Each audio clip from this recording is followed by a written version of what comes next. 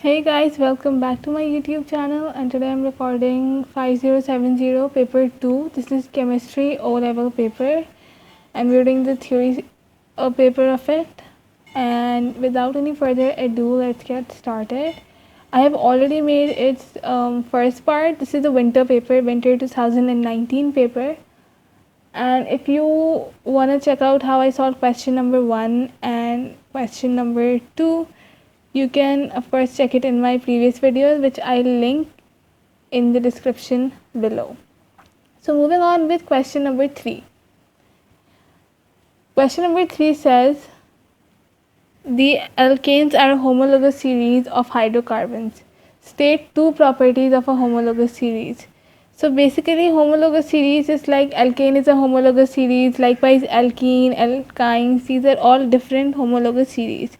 So the properties of homologous series mainly are that they have the same physical properties, their physical properties remain constant, and also their chemical properties are constant. That means that however they are formed or however they're made or however they're improvised, like for example if you react a certain homologous series compound with hydrogen, all of the compounds of its series will react the same way.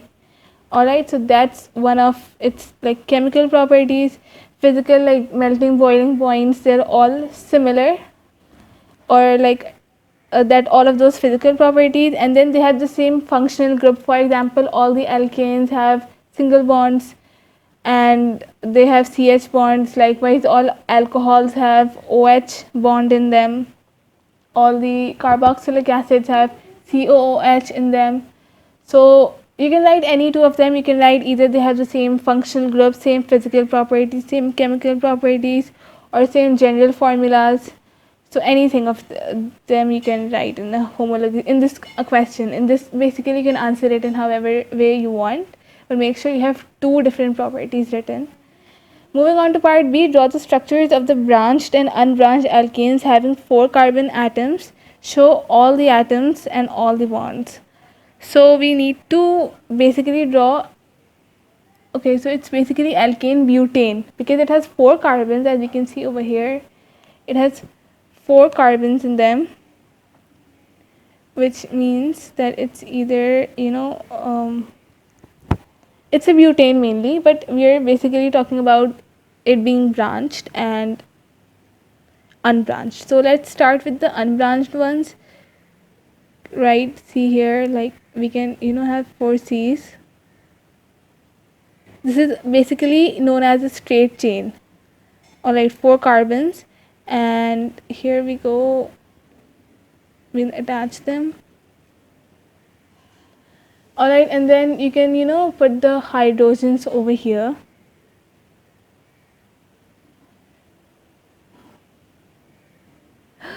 I am just so bad at this, guys. I'm really bad at this. I don't know when can I develop my skills of this, but fine, it'll take time. I hope you guys are understanding what I'm trying to explain. Make sure they're close with it, although mine kind of have a difference. These lines have a difference, but here you're going to mention hydrogen on like it's every point you're going to mention hydrogen. I'm just just for saving your time and my time, I'm not putting hydrogens everywhere, but in exams, since you're going to write it with a pencil and pen or whatever, so you are supposed to mention the H over here. So this is basically a straight chain. Make sure you mention all the H again. And now if you'll talk about a branch chain, that means it should have a C, it should have another carbon, and then a carbon chain branch to it. Alright, so this will become another C,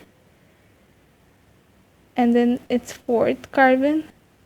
Alright, and of course again over here you're going to put the hydrogens. Here too, here too, here as well, here as well, and here as well. Like all of these places you're going to put the hydrogens. Make sure you mention the H, because I am not mentioning it. It would just waste the time again. So this is how we're gonna go about it. Again, make sure you mention all the hydrogens. I know I'm saying this again and again just so that you guys know. Alright. So now we're moving on to C part 1, and here it is. C part 1. The graph shows how melting points of the first 9 unbranched alkanes vary with the number of carbon atoms per molecule. Describe the melting points of these alkanes change with the number of carbon atoms. Okay, so over here we're going to describe how the melting points of these alkanes change with the number of carbon atoms in them. It's pretty much simple because as you can see, there is this rise and there is this increase in carbon atoms, so increase in melting point, of course. And then we can also see there is a kind of a very zigzag structure over here that we see, that we're looking here. All right, so it's a zigzag structure. Okay, so it's not very, it's not a straight change, it's not a very regular change, it's kind of an irregular form of variation in the graph. All right, and if we see, there are this certain point over here between carbon 2 and carbon 3, we're looking at this incline, this decline. Basically it's a decline in the melting point. All right, so this is how we are going to answer the question. You can write any 2 points. For example, it generally increases as the number of carbon increases. However, between carbon 2 and carbon 3 there is a slight decrease. Also, we can mention that it has a very irregular zigzag kind of a pattern. Moving on to part 2. Use the graph to estimate the melting point of the unbranched alkane which has 10 carbon atoms. So it should be like it has 10 carbon atoms and we need to estimate its melting point. So its melting point should be anywhere around, because it's like carbon 9 is like this much. Alright, it's minus 50, so it should be anywhere around here, because we're not seeing such an increase, we're not seeing that much of an increase. So carbon 10 can be anywhere over here. We can either, you can either put it minus 25, minus 20, or minus 25 degrees Celsius would be a perfect guess. And then you can even do minus 30, minus 40, anything of that sort. So here I'm just putting minus 30 degrees Celsius. But make sure it's not that much of a change. It's just a very, very normal kind of a guess. It's not that you shouldn't be writing 1 degree Celsius or 2 degrees Celsius. It doesn't increase that much. There is a bit of a change. However, there is a change again. So minus 25 would be a nice number to mention. Minus 30 is also a nice number to mention. Somewhat it should be below minus 25 but above minus 50 degrees Celsius. So moving on to part D1, construct the equation for the complete combustion of pentane C5H12. So we're going to mention the combustion. C5H12 is an alkane. An alkane, whenever it is reacted with oxygen, so it always gives carbon dioxide and water in return. So this is C5.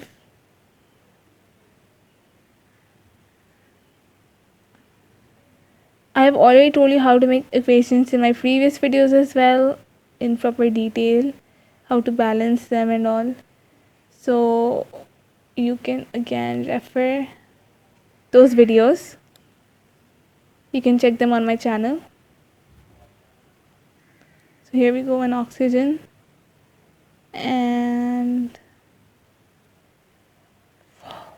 what is this? Oh my god, I don't know why. It's kind of a really annoying thing to do, guys, to be very honest. If you're not really good at it, it can be really annoying, but once you are good at it, it gets really nice, it gets really smooth. So yeah, apologies for the inconvenience and the time consumption here. It's alright, I'll just get a grip of it soon. Plus, and then it's H2 over here, so I'll just quickly do it here. Please work. Alright. Anyway, so now we're going to, because it's of 2 marks, so we're going to balance it. And for balance, because we have 5 over here, so we need to have 5 carbons here too. which will make it somewhat balanced. Then we have oxygen 5 to the 10, and here we have 1 oxygen. So somewhat we need to have around, like, kind of, we need to manage first of all the hydrogens. All right, so because we have 12 hydrogens here, so around 6 H2 will go. Now we're going to look at the oxygen part. So we have 5 to the 10 here, and 6 ones are 6. 10 plus 6 is 16, and 16 divided by 2 is 8. So here we go with 8 oxygens. This is like 2019 paper, so we have this of 2 marks. However, if we see recent papers, it will not be having 2 marks, it will have 1 mark. Although it has 1 mark, it is very important to balance the equation, because if you don't balance the equation, you're going to get a 0 mark despite your everything being right, like despite putting the right symbols and all. Part 2, name the product of complete combustion of pentane and explain why the incomplete combustion of hydrocarbons is hazardous to health. Okay, so if we talk about pentane, of course, anything that has complete combustion, any alkane that has complete combustion will always produce carbon dioxide and water. However, if we talk about incomplete combustion, they always produce carbon monoxide. So if we talk about the products here, so it's going to be carbon monoxide. All right, and if we talk about the hazard to health, it can cause a lot of issues. Carbon monoxide can cause breathing issues. It can cause several breathing issues, I'd say, because it's a poisonous gas. So you can write it's a poisonous gas and it can cause breathing issues. It can be harmful for humans' health, very much, severely harmful. So this is all for this question. So now we will do question number 4 in our next video. I hope you enjoyed question number 3. I hope all the problems are solved. So make sure that you like, share, subscribe. If you like it, make sure you drop down the comments in the section below for any kind of improvement you think I need to do, or any request of any video of any certain paper. It would mean a lot. And yeah, thank you so much for watching. Keep studying hard and best of luck for your exams.